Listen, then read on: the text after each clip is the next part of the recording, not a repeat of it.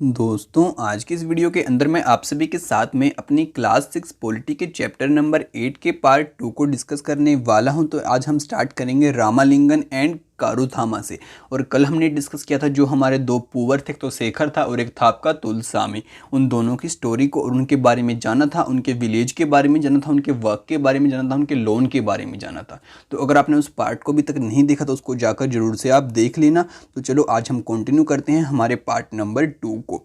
तो ठीक है, यहाँ पे सबसे पहले आप सभी को बोलता है transplanted paddy growing in a few Ramalingam 20 एकड़ are result of a hard labour performing the agriculture work like the Tulsi. तो बताता है यहाँ पे आपकी जो पैडी थी वो ऐसे ग्रो होती है, तो उसको आप देख सकते हैं। तो आपने देखा भी होगा वैसे रियलिटी के अंदर। हम आगे अपने चैप्टर में बात करते हैं। अब बोलता है in addition to land Ramalingam families own a rice mill and a shop selling seed, pesticide etc। बोलते हैं कि जो रामालिंगन है उसके पास ज़मीन तो है ही 20 एकड़, साथ में उसके पास एक राइस मिल भी है, उसके पास शॉप भी है जो कि बीज हो गए, आपके पेस्टिसाइड्स हो गए जो कि आपके इंसेक्ट्स को मारने के काम आते हैं, वो सभी बेचता है। For the rice mill they used some of their own money and also borrowed from the government bank. और बोलता है कि अपनी राइस मिल के लिए वो क्या करता है, कुछ मनी तो अपने पास से यूज़ करता है और कुछ बैंक से क्या कर लेता है, ले लेता है लोन पे।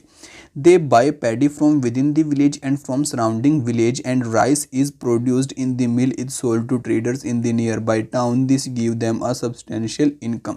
और बोलते हैं कि जो वो चावल होते हैं, राइस होते हैं, उसको खरीद लेता है। वहाँ पे कैसे खरीदता है वो, अपने या तो अपने खुद के विलेज में खरीदता है या फिर दूसरे विलेज से खरीद लेता है पैडी को, और फिर बाद में क्या करता है, उसको राइस में कन्वर्ट कर देता है अपनी मिल के अंदर, और फिर राइस को बाद में व्यापारियों को जाके बेच देता है, जिससे कि उसको एक अच्छी खासी इनकम मिल जाती है।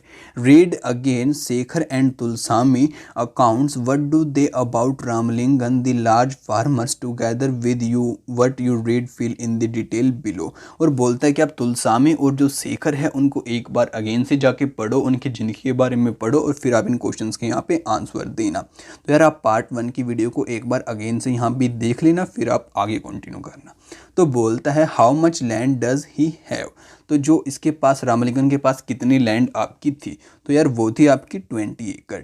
What does Ramalingam do with the paddy grown on his land. जो इसकी लैंड के ऊपर पैडी यहाँ पे ग्रो होती है उसके साथ में ये क्या करता है, तो इसको आप जानो और इसका आंसर दो कमेंट के अंदर। Apart from farming how else does he earn. मतलब कि फार्मिंग को छोड़ के और कैसे कैसे कमाता है। तो आपको ये तो बात यहीं पे पता चल चुकी है कि इसके पास दुकान भी है जहाँ पे सीड्स वगैरह बेचता है, और उसके पास एक मिल भी है जहाँ पे चावल की इसकी मिल है। तो चलो आगे बात करते हैं। अब आगे आपको यहाँ पे दिखाता है ट्रेस फार्मिंग इन नागालैंड। तो जो आपका नागालैंड है वहाँ पे कुछ ऐसे आपकी खेती की जाती है, तो इसको आप यहाँ पे देख सकते हैं। This is a village called the Chizami which is the Phek district in Nagaland. यहाँ पे बोलते हैं कि ये विलेज आपका चिगामी के अंदर है, जो कि आपकी फीक डिस्ट्रिक्ट के अंदर यहाँ पे पड़ता है नागालैंड में। The people of this village belong to the Chakhesang community. और जो यहाँ के लोग हैं वो आपके चाकेसंग कम्युनिटी से बिलोंग करते हैं। They do trace cultivation. और ये क्या करते हैं, ट्रेस की खेती आपकी यहाँ पे करते हैं। This means that the land on a hill slope is made into flat plot and carved out in steps. This side of each plot are raised in order to retain water. This allow water to stand in the field and with the best cultivation. हम यहाँ पे आप सभी को क्या बताते हैं कि इसकी कल्टीवेशन, इस खेती के अंदर बेसिकली क्या करते हैं, कुछ ऐसा आपका यहाँ पे सीन बना देते हैं, यानी कि जो आपका मतलब कि पहाड़ का एरिया होता है ना, उसको थोड़ा ऐसे फ्लैट टाइप में कर देते हैं। और जो फ्लैट एरिया यहाँ पे होता है ना आपका, उस पर कुछ इस तरीके से यहाँ पे खेती करते हैं। यहाँ पे आपका पानी बीच में रुक जाता है और फिर चावल की खेती आपकी ईजिली यहाँ पे कर पाते हैं। तो यही कुछ बात आपको यहाँ पे समझाना चाहते हैं। The people of Chizami have their own individual fields but they also work collectively in each other fields.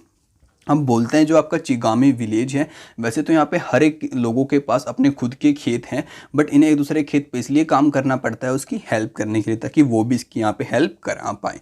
They form groups of 6 और 8 and take a entire mountain side to clean the weeds on it.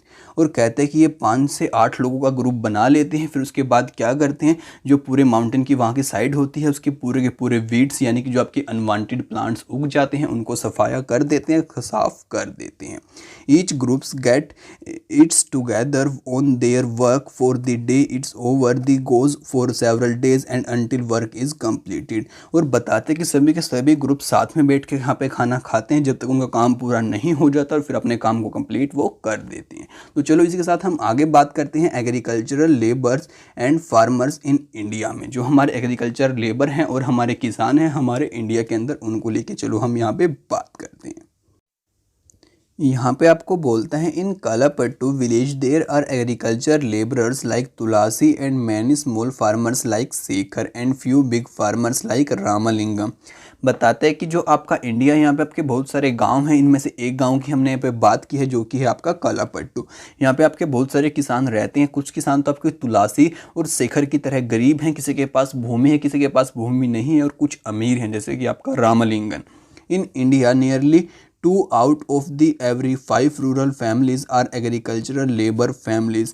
अब यहाँ पे बताते हैं कि आपके India के अंदर अगर हम 5 माने कि पूरी की पूरी 5 फैमिली रहती हैं तो उनमें से जो आपकी 2 फैमिलीज़ हैं वो ऐसी फैमिलीज़ हैं जो कि आपकी एग्रीकल्चर लेबर की तरह काम करती है। तो इस बात को आप देखो कितना अच्छा फैक्ट यहाँ पे आप सभी को बताया है। All of them depend on the work they do on the other people field to earn a living। और ये सभी उसी के ऊपर डिपेंड रहते हैं जो कि दूसरे लोगों के खेत के ऊपर काम करती हैं, उसी से अपने जीवन को ये चला पाती हैं। Many of them are landless and other may have own very small plot of land. और बताते हैं कि इनमें से ज़्यादातर तो लैंडलेस होती हैं, इनमें से कुछ क्या करते हैं किसी दूसरे के ऊपर क्या खेत के ऊपर काम करती हैं, उसके प्लॉट के ऊपर काम करती हैं। In the case of small farmers like Shekhar, their land is barely enough to meet their needs. In India, 80% of farmers belong to this group। अब यहाँ पे बताते हैं कि जो शेखर का ग्रुप था उनके पास लैंड तो होती है, सिर्फ उनके खाने जितना पैसा देने के लिए उनके खाने का पर्याप्त होती है और जो बाकी उनके लोन को चुकाने में उनकी हेल्प कर देती है। तो ऐसे जो फार्मर्स हैं आपके इंडिया के अंदर वो 80% हैं। Only 20% of the Indian farmers are like Ramalingam. आपके 20% फार्मर्स ही इंडिया के अंदर ऐसे हैं जो कि आपके रामलिंगन की तरह बिल्कुल अमीर है, रिच हैं। These large farmers cultivate most of the land in the village. A large part of their produce is sold in the market।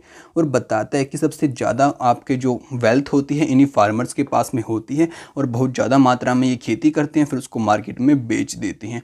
Many of them have started other business such as shops, money lending, trading, small factories etcetera. और कहता है कि इसके साथ में और business भी start कर लेते हैं जैसे कि दुकान खोल ली, मनी पैसे देना स्टार्ट कर दिया, ट्रेडिंग करना स्टार्ट कर दिया, साथ में कोई और भी उन्होंने स्मॉल फैक्ट्रीज वगैरह लगा ली। From the figures given above would you say that the majority of the country farmers are quite poor. तो यार ऊपर की स्टेटमेंट को देख के क्या आप सभी बोल सकते हैं कि जो हमारा इंडिया है यहाँ पर ज़्यादातर जो आपके किसान हैं वो गरीब हैं?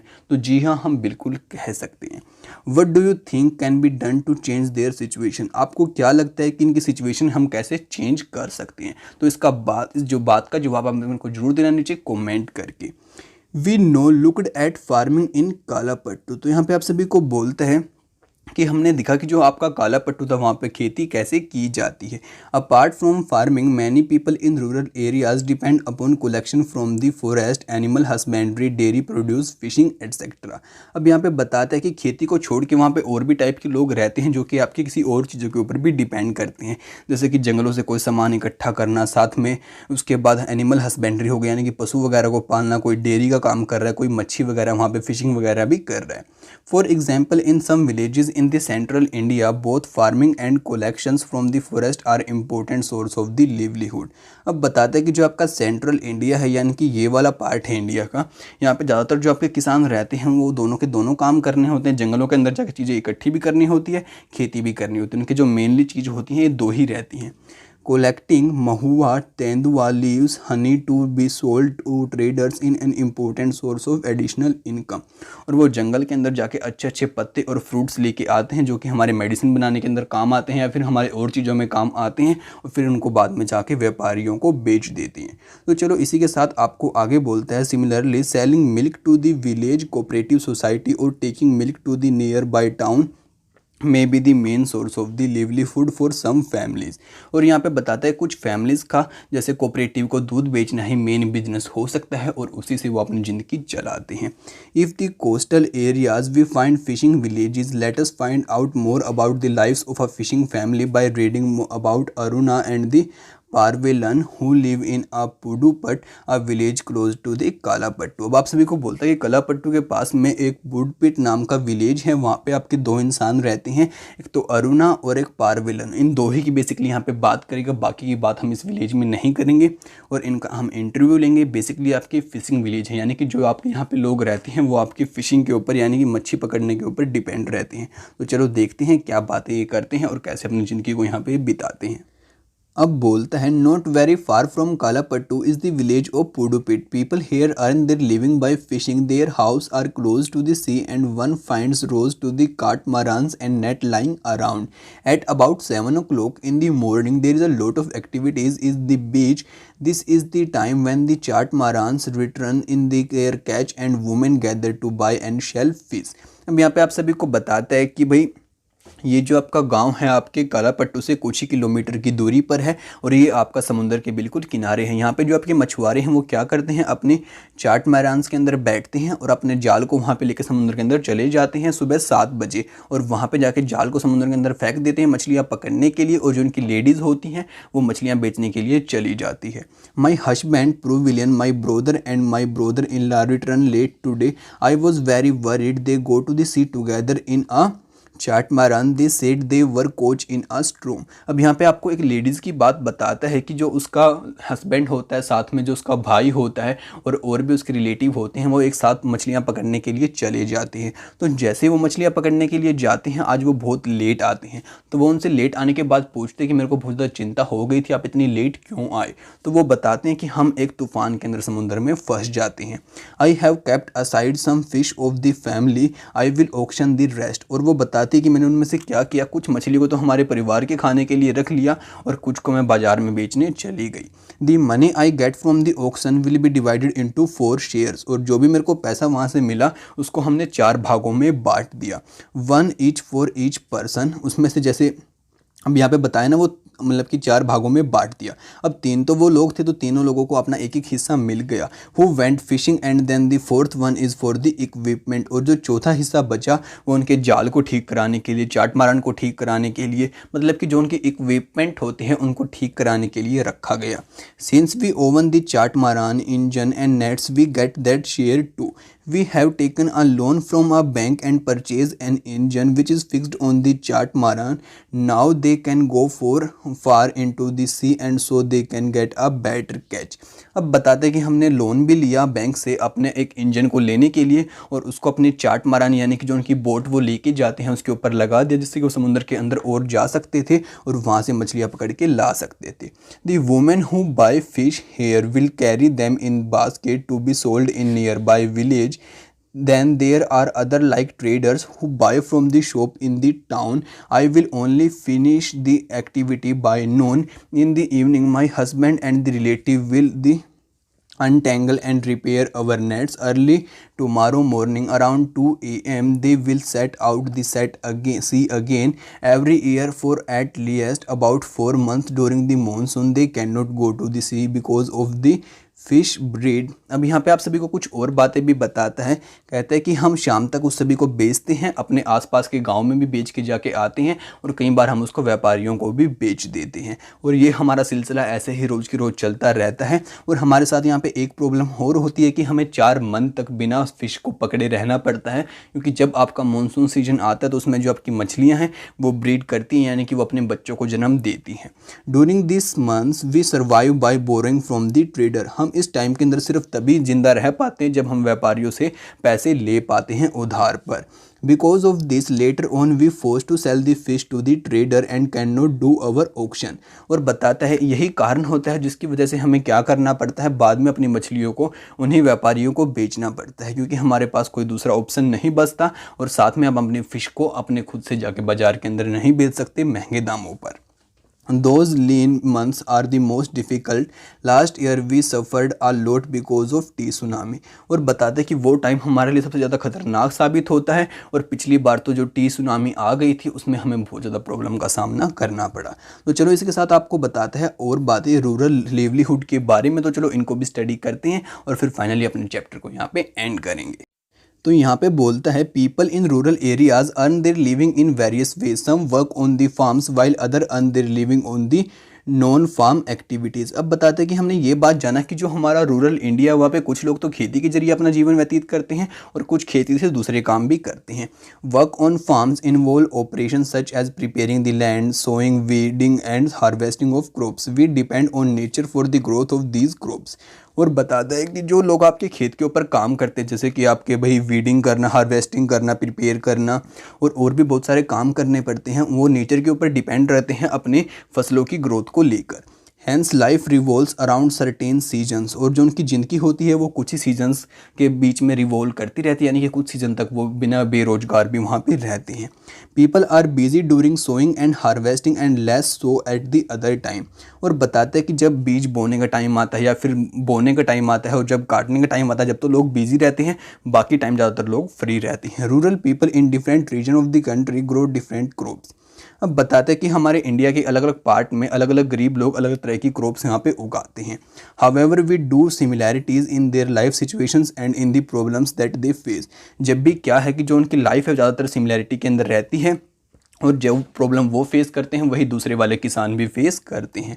Why do both Shekhar and Aruna families have to borrow, what similarities difference do you find. अब यहाँ पे आप सभी से क्वेश्चन पूछते हैं कि जो आपका शेखर था और आपकी अरुणा थी, दोनों के परिवार अपनी मनी को बोरो क्यों करते हैं, किराए पे उधार पे क्यों लेते हैं, तो इनके बीच में क्या सिमिलैरिटी है, इन दोनों के बीच में क्या डिफरेंस है, उनका जवाब आप यहाँ पे जरूर देना। अब आगे बोलता है, have you heard of tsunami, what is this and what damage do you think it might have done to the life of fishing families like Aruna. अब बताते हैं कि जैसे जब टी सुनामी वगैरह आती हैं तो जो हमारे मछुआरे होते हैं उनकी ज़िंदगी कैसी अफेक्ट होती है और उनके ऊपर क्या इसका प्रभाव पड़ता है, तो उसका जवाब आपको यहाँ पे देना होगा। How people are able to survive और earn will depend upon the land that they cultivated, many depend on these lands for the work as labourers. अब बताते हैं कि कैसे वो लोग जिंदा रह पाते हैं जो कि सिर्फ ज़मीन के ऊपर डिपेंड होते हैं अपनी हर एक चीज़ को पूरा करने के लिए, और साथ में कैसे वो अपनी ज़िंदगी को अच्छे तरीके से व्यतीत कर पाते हैं। Most farmers grow crops both for their own requirement and also to sell in the market. कोई भी किसान हुआ सिर्फ दो ही चीज़ों को सोच के वो फसलों को उगाता है, एक तो अपने परिवार के लिए, दूसरा उसको बेचने के लिए। Some have to sell to the trader from whom they have borrowed money. और कुछ को क्या करना पड़ता है, उसी को बेचनी पड़ती है जिससे उन्होंने पैसा उधार पे ले रखा है। For their survival many families need to borrow money for their work और when no work is available. अब यहाँ पे बताता है कुछ को उस पैसे को चुकाने के लिए फसलों को बेचना पड़ता है जो कि उन्होंने तब लिया था जब उसकी फैमिली को बहुत ज़्यादा ज़रूरत थी, उनके पास पैसा नहीं था। There are some families in the rural areas which thrive on the large acres of land business and the other activities. और जो आपके गाँव के एरिया वहाँ पे कुछ परिवार ऐसे भी हैं जो बहुत ज़्यादा अमीर हैं, उनके बहुत ज़्यादा बिजनेस वहाँ पर रहते हैं। However most small farmer, agricultural labour, fishing families, craft persons in the village do not find enough work to keep them employed throughout the year. जबकि जो आपके छोटे मोटे किसान होते हैं, मछुआरे होते हैं, उनको पूरा का पूरा साल वहाँ पे काम नहीं मिल पाता, वो बहुत सारे टाइम तक बेरोजगार भी वहाँ पे रहते हैं। तो यार इसी के साथ आपका चैप्टर यहाँ पे कंप्लीट हो जाता है। अब इसके कुछ क्वेश्चन हैं यहाँ पे, आप इनको ईजिली अटैम्प्ट कर सकते हैं अपनी बुक के अंदर पूरे चैप्टर को ईजिली समझने के बाद में। तो यार इसी के साथ हमारी वीडियो यहाँ पे एंड होती है। अगर आपको ये अच्छी लगे तो इसको लाइक जरूर करना और साथ में इसको अपने दोस्तों के साथ में शेयर जरूर करना, जिससे अगर वो घर बैठे बैठे स्टडी कर पाएँ। तो आपसे मिलते हैं अगली वीडियो में जल्द ही, तब तक के लिए दोस्तों बाय बाय।